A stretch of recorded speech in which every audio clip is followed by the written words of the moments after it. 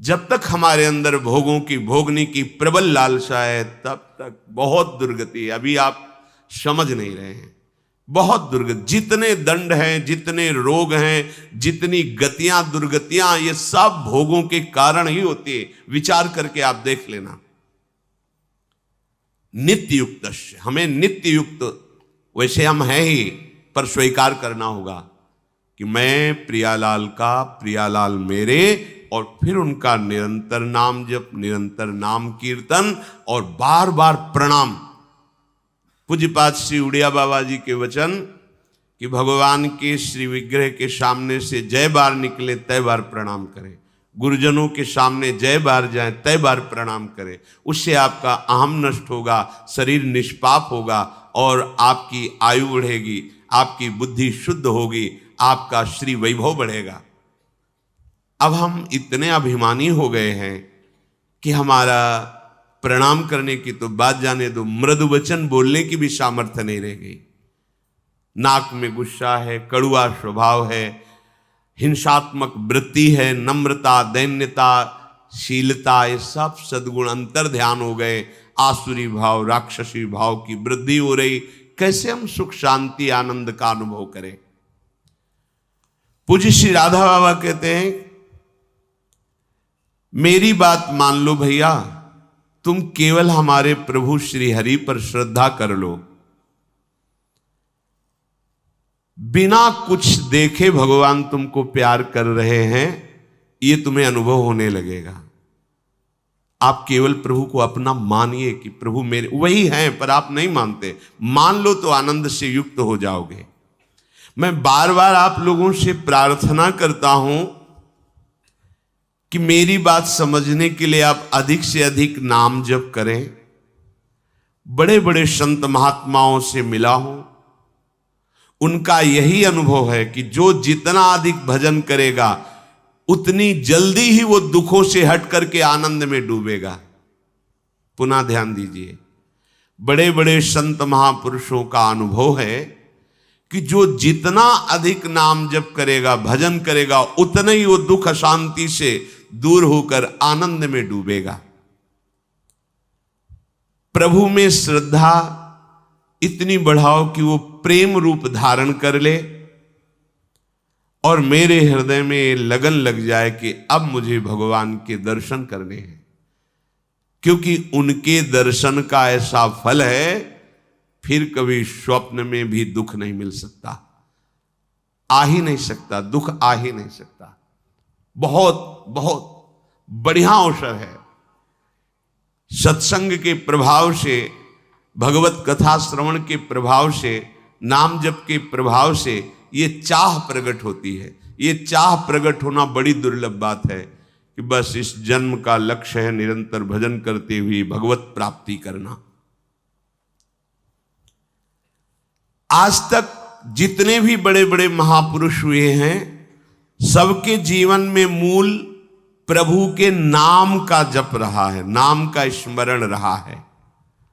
इसलिए मैं फिर हाथ जोड़कर प्रार्थना करता हूं, चाहे तुम कोई भी हो, कहीं भी हो, कैसे भी हो, ध्यान दीजिए, चाहे तुम कोई भी हो, बालक हो, बूढ़े हो, जवान हो, किसी भी वर्णाश्रम के हो, कैसे भी हो, गंदे हो, व्यभिचार करते हो, हिंसा करते हो, गलत नशा करते हो, देखो बिल्कुल कृपा ही कृपा है।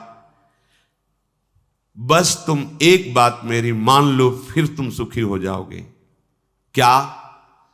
तुम मन से भजन नहीं कर पाओगे, तुम वाणी से भजन करना शुरू करो। राधा वल्लभ श्री राधा वल्लभ श्री राधा वल्लभ राधा राधा राधा राधा राधा राधा राधा राधा राधा राधा राधा। आप सोचो कि मैं मानसिक जप करूं, उसके लिए एकाग्रता और पवित्र हृदय चाहिए। वो इसी से हो जाएगा, इसी से प्रारंभ हो जाएगा मानसिक जप।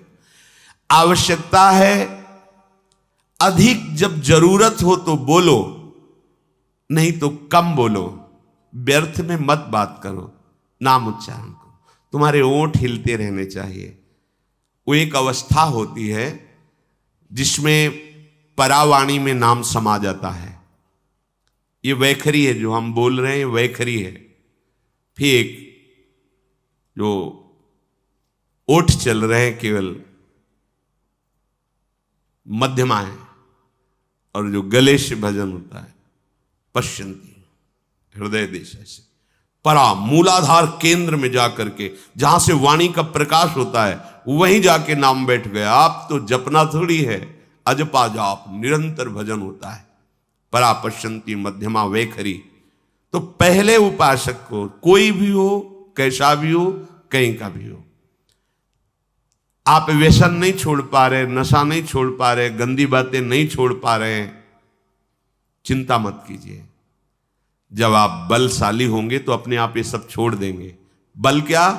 श्री हरिवंश नाम बल लहो, तो अपने मन भाई सब कहो। जितना तुम नाम जप करोगे उतने तुम्हें अध्यात्म शक्ति प्राप्त होगी, अध्यात्म बल प्राप्त होगा, और तुम जिस विषय को छोड़ना चाहोगे ऐसे छोड़ दोगे। जहां आप मन लगाना चाहोगे लगा सकते हो। आप देखिए, हृदय में देखिए, हम लोग इतने कमजोर हो चुके हैं। छोटे छोटे व्यसन, छोटी छोटी बातें, छोटी छोटी आदतें, ये हम नहीं छोड़ पा रहे। आज कसम खाते हैं, 4 दिन बाद फिर वही करने लगते। तो तुम्हारी कसम में इतनी सामर्थ्य नहीं कि रोक ले। नाम में सामर्थ्य है। जितना नाम जप करोगे बुद्धि शुद्ध होगी, अध्यात्म बल बढ़ेगा, और आप निर्विकार की तरफ बढ़ोगे, विकारों का त्याग कर सकते हो। जैसे जैसे अंतःकरण पवित्र होगा वैसे वैसे अपने आप आपके ये गंदी बातें छूटती चली जाएंगी, और आपका प्रभु से प्रेम हो जाएगा। जब प्रभु से प्रेम हो जाता है तो प्रभु दूर नहीं रहते। हाँ, बातें करते हैं, उपासक उनके साथ खेलता है, पर ये दूसरा नहीं जान सकता। वही जान सकता है जिसे जना दे, नहीं तो उसका एकांतिक खेल चलता रहता है प्रभु के साथ। छिन छिन रुदन करंत, छिन गावत आनंद भरी, छिन छिन हार हसंत, यह जो कृपा हरिवंश की। वो अपने प्रभु को लेके कभी हंस रहा है, कभी प्रभु को रिझाने के लिए गा रहा है, कभी नृत्य कर रहा है, कभी उसका भाव लगा तो चिल्ला चिल्ला के रो रहा है, कभी समाधिस्थ जैसा पूर्ण कृतकृत्यता का अनुभव किए हुए शांत बैठा है। ये भाव दशाएं आने लगती हैं। किनकी? जिनका नाम जप करते करते अंतःकरण पवित्र हो गया है। जब तुम्हें नाम प्यारा लगने लगे, कैसा नाम प्यारा? कोई बोला राधा, ऐसा लगा जैसे अमृत पिला दिया गया हो, श्रवणेन्द्रिय से अमृत। राधा नाम सुधा रसम। आप जपिए तो फिर देखिएगा आपको कैसा नशा चढ़ता है इस नाम से, कैसा आपको परम सुख, कैसी बेपरवाही, कैसी मस्ती आती है इस नाम से। आपको फिर नाम जपने की चेष्टा नहीं करनी पड़ेगी, स्वतः नाम पकड़ लेगा। जब तक ऐसा हृदय में भाव ना आवे तब तक तुम्हें हठ करना पड़ेगा, जबरदस्ती जिद्दी स्वभाव रखना पड़ेगा। राधा वल्लभ, राधा वल्लभ, राधा वल्लभ। मन कह रहा है नहीं, ये देख लो, ये सुन लो, ये चख लो, ये छू लो, ये भोग लो, कुछ मैं सुनना, जिद्दी स्वभाव, राधा राधा राधा राधा। जैसे भी हो, अधिक से अधिक आप अपनी जिह्वा से नाम जप करें।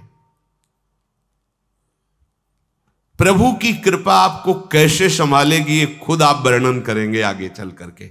ओहो, मुझ अधम को कैसे कृपा कितनी ऊंचाई पे ले आई नाम जप के द्वारा। आप लोग चाह करें बहुत कम समय में भगवान मिल जाएंगे। कल कोई उपासक बाहर से आए हुए थे, उन्होंने प्रश्न किया कि कितना नाम जपने पर भगवान मिल जाएंगे, संख्या। तो जहां भी संख्या वर्णन भी की गई वहां आपको उत्साह बढ़ाने के लिए की गई। बकाया कितने में मिलेंगे, उस असीम परमात्मा को सीमा में नहीं तोला जा सकता। कोई तपस्वी अपने तप के प्रभाव से भगवान को खरीद नहीं सकता। कोई भजनानंदी अपने भजन के प्रभाव से भगवान को खरीद नहीं सकता। जब वो भजन करते करते दैन्य भाव से आर्त होकर पुकारता है तो भगवान प्राप्त। ये निश्चय नहीं कि इतना कर लो तो, हाँ इतना कर लो तो भगवान मिल जाएंगे, क्या किसी और की स्मृति न रह जाए, एकमात्र भगवान की, तो फिर मिलने वाली बात ही नहीं रहेगी, वो समा जाएंगे आप में। इतने पे भगवान मिलेंगे ऐसा नहीं कहा जा सकता। वो प्रोत्साहन के लिए कि आप ऐसा करो, 3.5 करोड़ नाम जप कर लो, आप ऐसा शास्त्रों में पढ़ा है। 3.5 करोड़ तो बहुत है। हमारे यहां ध्रुवदास जी कह रहे थे, एक बार जिन नाम ली शर्त है, हित सो होए अति दीन, ताको संग न छाणे ध्रुव अपनो कर लीन। जिन्होंने आर्त भाव से प्रेम में भरकर अब जिया नहीं जा रहा और राधा बोले तो श्री जी का साक्षात्कार हो जाए एक बार। पर उसी एक बार के लिए तो हम बार बार अभ्यास कर रहे हैं। एक बार नारद जी महाराज भ्रमण करते हुए जा रहे थे तो कुछ समीप पे ही एक बट वृक्ष के नीचे महात्मा भजन कर रहे थे, एक पीपल के नीचे भजन कर रहे थे। तो नारद जी को प्रणाम करके बट वृक्ष वाले महात्मा ने कहा, आप तो भगवान से मिलते रहते हैं, श्री हरि से पूछना कि मुझे क्या साक्षात्कार होगा आपका, और होगा तो कब होगा। ठीक ऐसा ही प्रश्न पीपल के वृक्ष वाले महात्मा ने किया। नारद जी ने भगवान से पूछा तो बट वृक्ष वाले के लिए तो भगवान ने कहा इसी जन्म में मिल जाऊंगा। और पीपल वृक्ष के नीचे जो भजन कर रहे थे बोले उनसे कह देना कि जितने पत्ते हैं इतने बार जन्म लेकर भजन करोगे तब तुम्हें हम मिलेंगे। नारद जी आए, दूर दूर थे, पहले बट वृक्ष वाला मिला, उनसे बता दिया। पीपल वृक्ष वाले महात्मा ने साष्टांग दंडवत किया, महाराज भगवान से मिले जी। क्या कहा भगवान ने? भगवान ने कहा आपकी भजन की जैसी धीमी चाल है, इसमें तो जितने पीपल वृक्ष के पत्ते हैं इतने जन्म लगेंगे। नाच पड़ा। किस बात पे? जन्म लेने वाली बात उनको समझ में ही नहीं। उनको यह कि भगवान मुझे देख रहे हैं ना कि मैं उनका भजन कर रहा हूं, भगवान मुझे जानते हैं ना। चीख पड़ा, चिल्ला चिल्ला के रोने लगा, कितने कृपालु हरि हो, आप कितना दुलार करते हो, मैं आपकी दृष्टि में हूं, आप मुझे जानते हैं कि मैं आपका भजन कर रहा हूं। और उसी समय भगवान प्रकट हो गए और गले से लगा लिया। रुदुष्ट शर्म राजन कृष्ण दर्शन लालसा। उसी इतना आनंद में भगवान मुझे जानते हैं कि मैं उनका भजन कर रहा हूं, आनंद से प्रफुल्लित भगवान उसी समय प्रकट हो गए और गले लगा लिया। नारद जी ने कहा कि हमको तो झूठा कर दिया आपने, अभी आपने कहा था कि ये जैसी चाल से चल रहा है तो इसको जितने पीपल के वृक्ष के पत्ते होते। बोले हाँ, अगर वो वैसे ही रहता तो उसके अंदर इतना आर्त भाव, इतनी आनंद की उमगन हुई कि जो चाहिए वो अभी हो गया, तो मेरा साक्षात। अब बोलो, भगवान ने तो कहा था ऐसा। भजन आपके हाथ की बात है। यदि आप एक एक नाम आंसुओं में डुबो करके जपोगे ना तो पता नहीं किस सेकंड में भगवान आपसे मिल जाए, किस सेकंड में। बिन रोए किन पाइया प्रेम प्यारा मीत, राधा राधा राधा, लाडली अब जिया नहीं जा रहा आपके बिना। तो फिर लाडली जो करुणा समुद्र है वो कृपा करके आपके मानस पटल पर पधारेंगी, हृदय रूपी निकुंज में खेलने लगेंगी, नेत्रों में समा जाएंगी। इसीलिए तो हमें निरंतर भजन करने का अभ्यास करना है।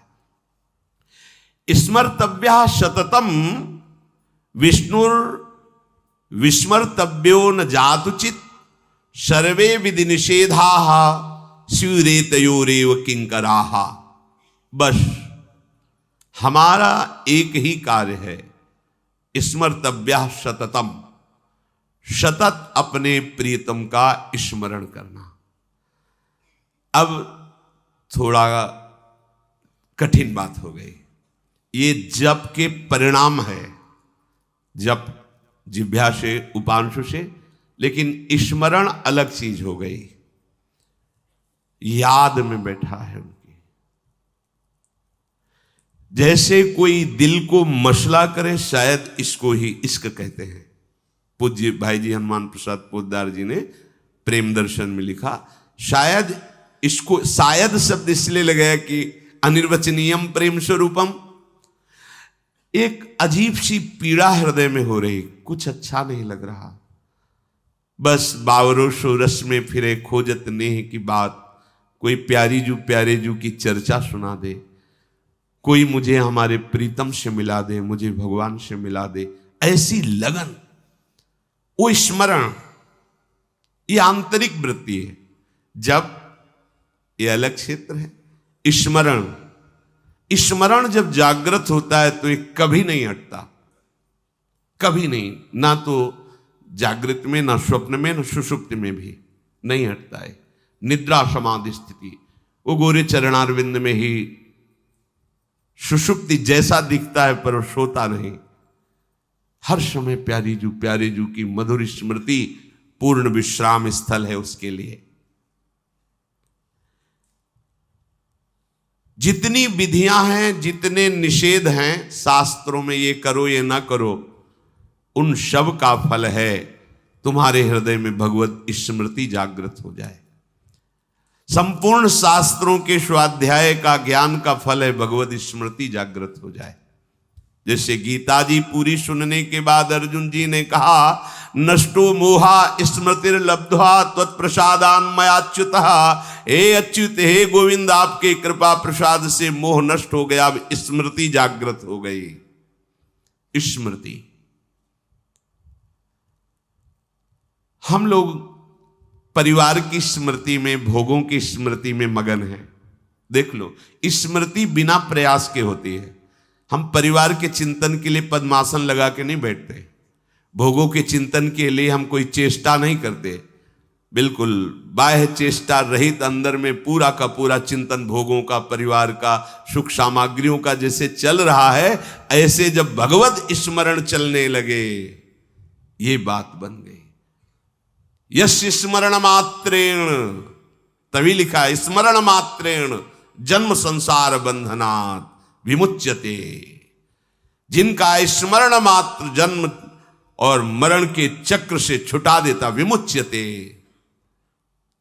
स्मरण, अनंत जन्मों में अनंत बार हमारे पति पत्नी पुत्र परिवार सब मिले, लेकिन कोई पास नहीं है। समझो, तो इस जन्म का भी तुम्हारे पास कोई नहीं रहेगा। ये केवल एक जादू का तमाशा जैसा रच गया है, ये माया का तमाशा है। वो मायाधीश ऐसी माया रचता है। हम तुम तो बहुत छोटे बुद्धि वाले हैं। ज्ञानिनामपि चेतांस देवी भगवती हिसाब बलादा कृष्ण मोहाय महामाया प्रचति। बड़े बड़े ज्ञानियों के चित्त को बलात् अपनी तरफ आकर्षित करके भ्रम पैदा कर दे, उसे कहते हैं माया। दैवी हर्षा गुणमयी मम माया दृतया। तुम्हारी माया बाजी पसारी विचित्र, सुनिमुनि मोहे काकी कोड। किसकी गोद में बैठकर आपका विस्मरण हो जाता है? माया की गोद में। तो किसके बल से बलवान है माया? आपके बल से।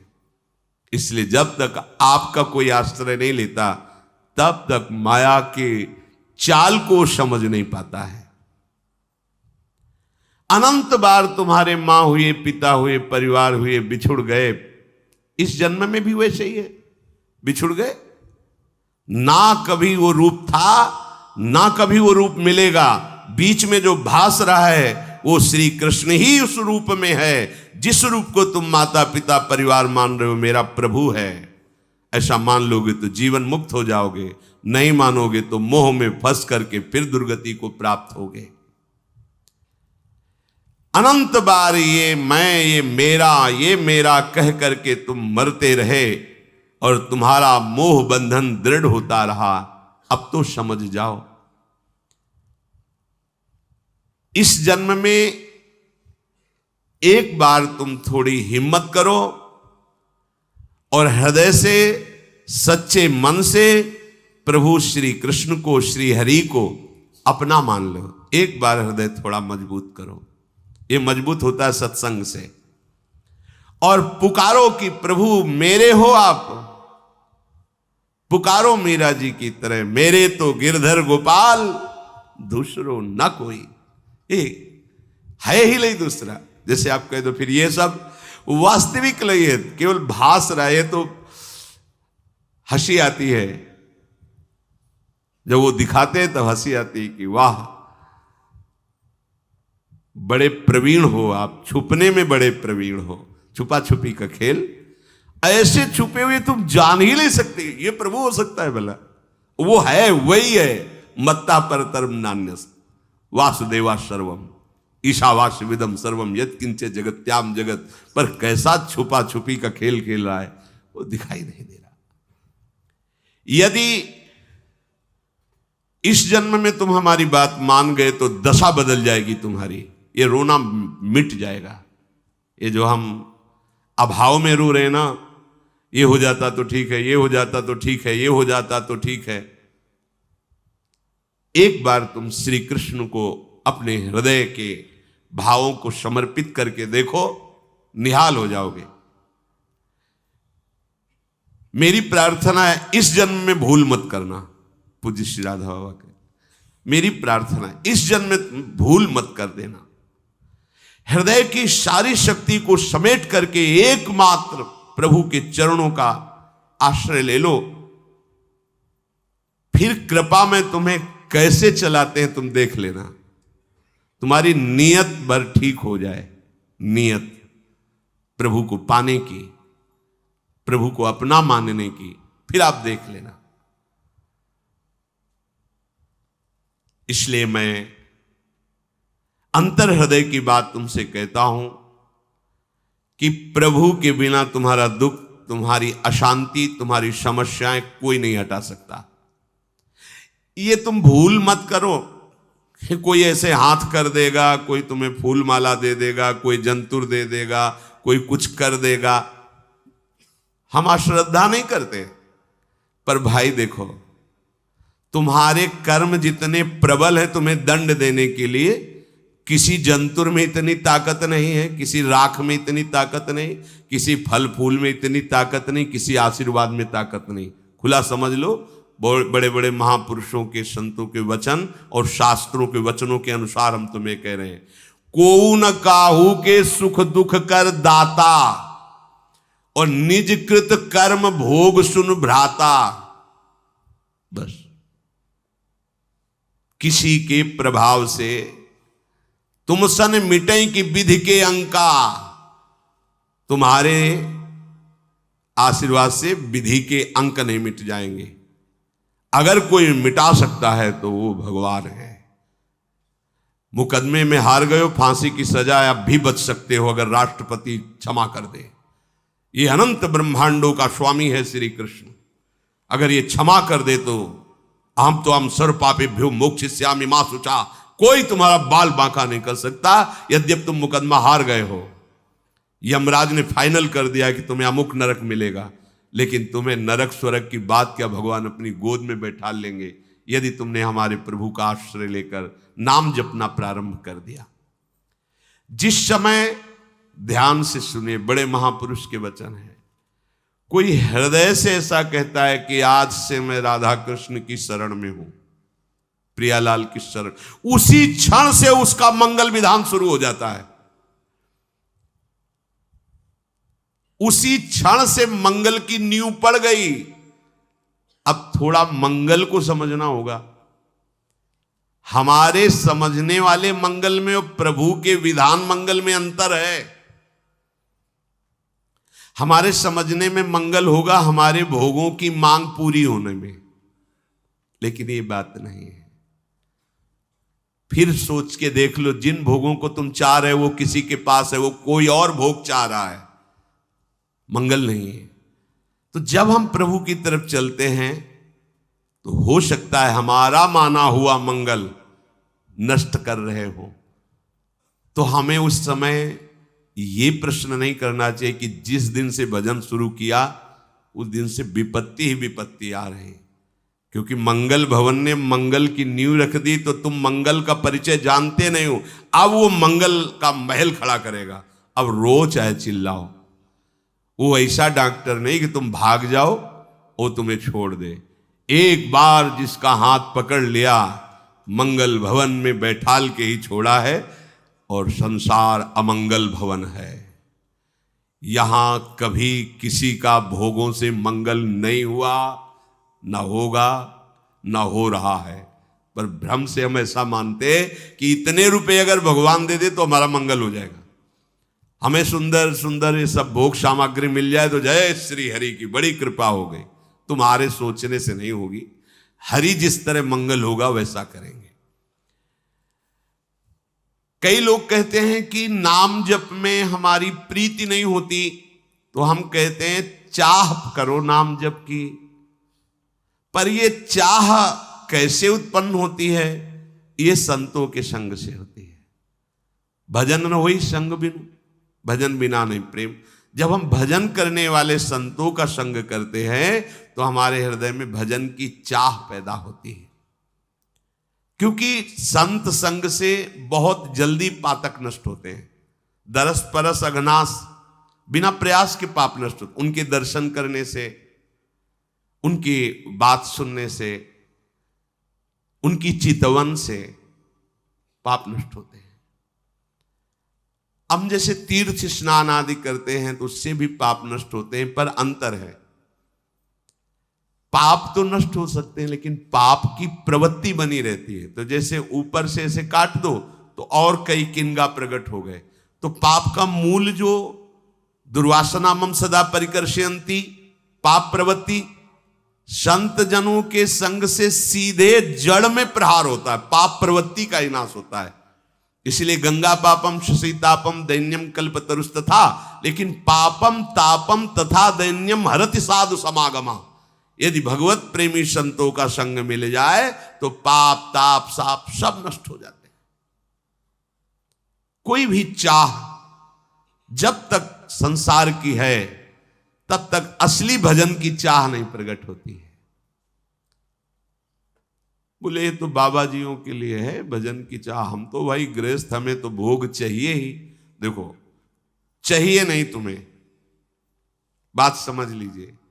तुम्हें सुख चाहिए, तुम्हें शांति चाहिए, तुम्हें आनंद चाहिए, तुम्हें मृत्यु नहीं चाहिए, दुख नहीं चाहिए, अशांति नहीं चाहिए। बोलो सबको यही चाहिए ना? तो ये यहां नहीं है, ये प्रभु के यहां है।